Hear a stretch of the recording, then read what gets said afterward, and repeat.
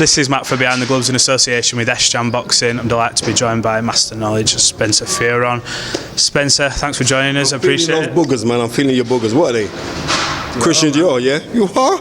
Yeah, man. I've got some swag, or what? No, listen, you're getting overpaid. I'm going to have to word with Michelle Joy Phelps. Say, listen, since you got this hook up with this SJAM thing, you're paying out too much money. Guys coming in with nah, I don't like that, man. What size are they? What size are they? 9s. 9s, that's my size. I'm taking them. For a good price, you can have them. No, I'll just take them for you. What? We'll discuss that later. Right, let's talk about tonight. MTK Fight Night never disappoints. A lot of 50-50 fights on, unless this main event, Sean McComb versus Gavin Gwynn. Bit of a toe-to-toe war for a bit, blood and guts, and Gavin Gwynn has forced the stoppage. Talk us through how you saw the fight. You know what? I ain't gonna be. It looked like he just succumbed to the barrage of punches, and on the reels, I kind of thought something like this was gonna happen because how seasoned Gavin Gwynn is. He's a very seasoned campaigner, and unfortunately we're judging Gavin Gwynn on his losses and we're not looking at his fantastic wins of his career. Just his work rate, he's a nuisance. He's a nuisance to fight, right? He's very the way he taps downstairs and comes over the top as well. Watching him, I would hate to have a fighter that had to fight someone like him. He's just a nuisance. If you can't really punch to put him in his place, you're going to be in trouble. You're going to be in for a long night. But you know what? I'm going to say with Sean McComb, he can come back from this. You know what I mean? He's still young. He's 27, but he's a young 27. His body's not totally matured neither. He's got a lot of skill, showed a lot of heart in there in times where it seemed like he was down. He would just bite down his gum shoulder for right combinations. So, you know, it is what it is. But yeah, that was a very good fight, and I was really impressed with Samuel Antwi, his fight against Tetley. Yep. I felt sorry about the stoppage, though. I'm going to be real. I was going to ask you about that. Did you think that fight should have been allowed to go a little bit longer? Yeah, it should have been, but I still think it would have got stopped around later, right? But you know, I'd rather it be cut too early than too late. Right, so as much as I could say, oh man, right, but they were hurtful, thudding shots. And once Samuel Antwi learns slight fundamentals and not look so awkward, he's going to be a handful, because he's a handful right now. Them body shots were absolutely ripping him, and I was wincing watching it from the balcony, but it was an incredibly good win. Just want to touch on another star of this show, particularly tonight, Paddy Donovan. This kid looks like a superstar at such a young age. I spoke to Andy Lee earlier. He thinks he'll go all the way to the top. Do you like what you see with him, and how far do you think he'll go? I think he'll go very far as long as he stays grounded and gets the right fights. Right, I do see mistakes in him though, right? Yeah. Like sometimes he backs up from his southpaw position, his chin's up in the air. I'm saying, bruv, you get somebody who can dummy a shot and come over the overhand right, you're gonna be in trouble. Or somebody who can dummy a shot and come out a left hook, you could be in trouble. But regardless of that, he's very comfortable. For a young guy, you see how he fights, he'll do things, but he's comfortable in doing it. He's not rushed. He's got a patience to him as well. He's got very, very good timing, and he throws shots effortlessly.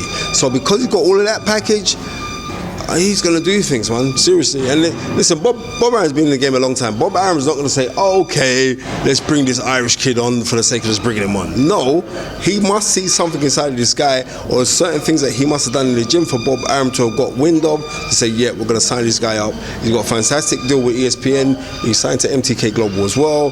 The sky is the limit for him. Yeah, it looks to be a bright future for Paddy Donovan, that's for sure. Tomorrow night, big main event. It's been put back. Josh Kelly versus David Avanesyan for the European title.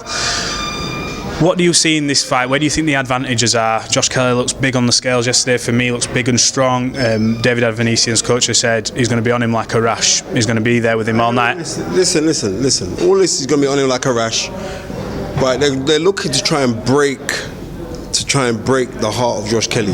Avanesyan is a good fighter, we can't knock him, but he's been noted as a good fighter because he beat an old Shane Mosley. Do you know what I mean?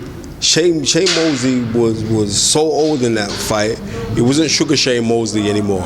You know what I mean? He was Sugar Dust Mosley, right? I'm just gonna be real. So I can't take, you can't, right? But Avanesyan is tough. But what I've noticed is like guys who are up north who are working with Avanesyan is going to spar with certain guys. Of course, he's gonna bash up those kind of guys.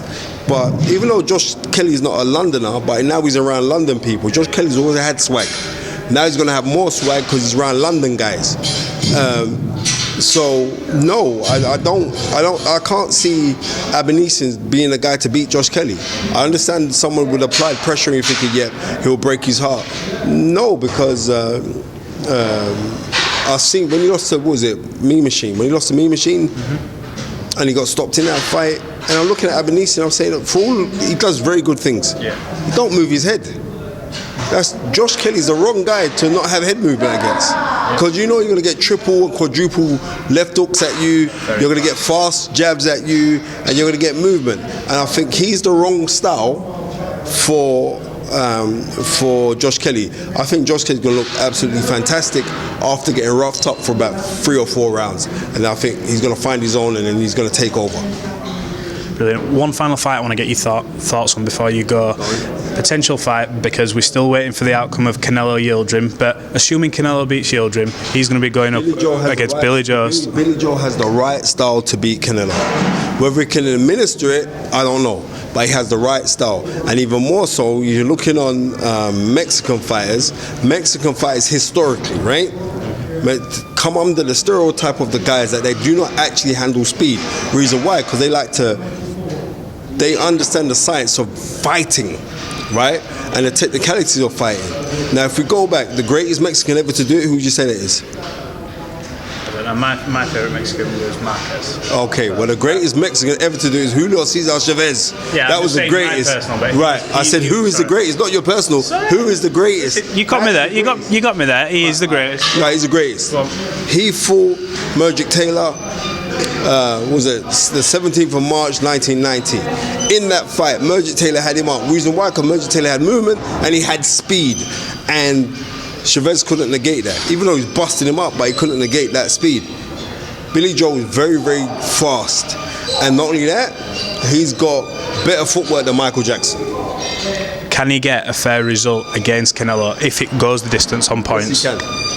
You know what I mean? Because as much of us saying, oh well, boxing is everyone's trying to say it's how corrupt it is and that, I believe that he can still get a fair shake if he was to comprehensively outplay Canelo. And I think if you look at Canelo don't handle southpaws too well, and he doesn't handle sneaky fast southpaws. We've seen it against Izzy Lara, when we saw it against Austin Trout. They were debatable wins. Right, they were debatable wins. Right. Billy Joe is as tricky, but I believe more ambitious than both of those guys because he's a traveler. So Billy Joe could end up getting a sneaky points win over Canelo.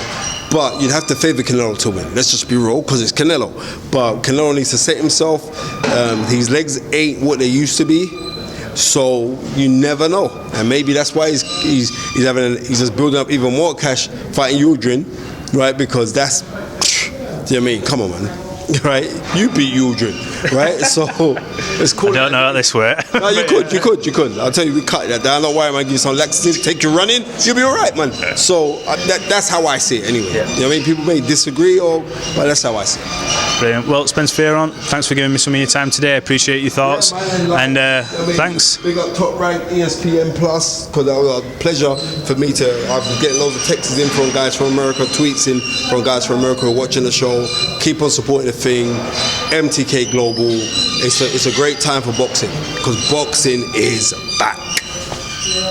Hey Fight fans, it's Michelle Joy Phelps. If you haven't already subscribed to our YouTube channel, make sure you do so by clicking this icon right here, or else.